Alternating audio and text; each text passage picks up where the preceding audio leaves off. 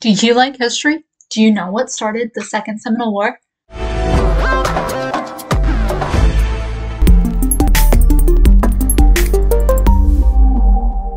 Hi, I'm Kaitlyn Mack, Tampa area native and real estate agent.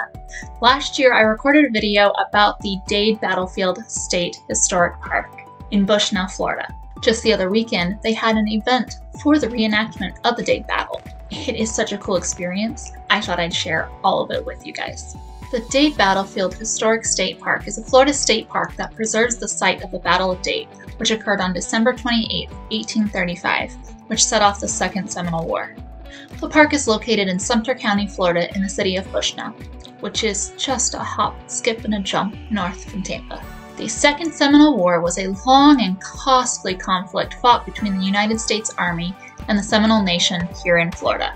The Seminole tribe were being forced to leave their land to make way for white settlers, but they refused to go quietly.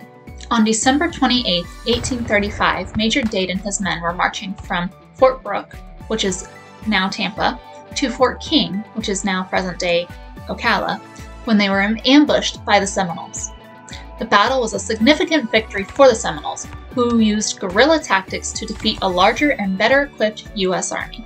The Battle of Dade highlighted the difficulty the U.S. would have in trying to remove them from their land. The Second Seminole War was one of the longest and most costly of the Indian Wars in American history, and it would take the U.S. government another 7 years to achieve their goal, which they didn't actually truthfully achieve, as we do still have Seminole tribes here in Florida in the present day.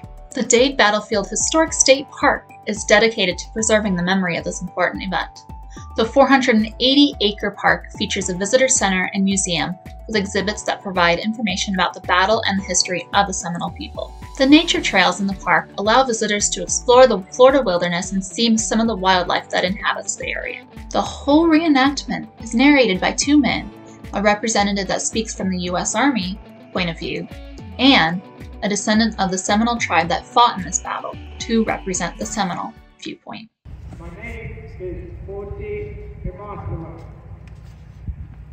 I was the chief among the Seminoles. The white man called me Jumper. This was our home. 100 soldiers, 8 officers, men, including the surgeon.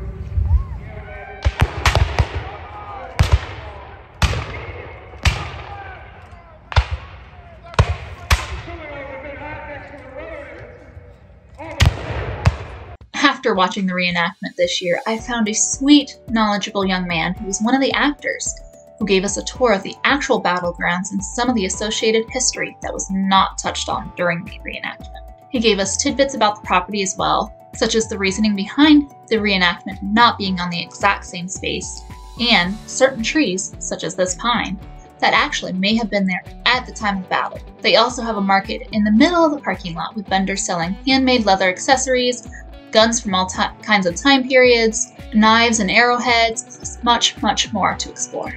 Make sure to subscribe to my channel for more great Tampa info and check out this playlist on other great places to visit.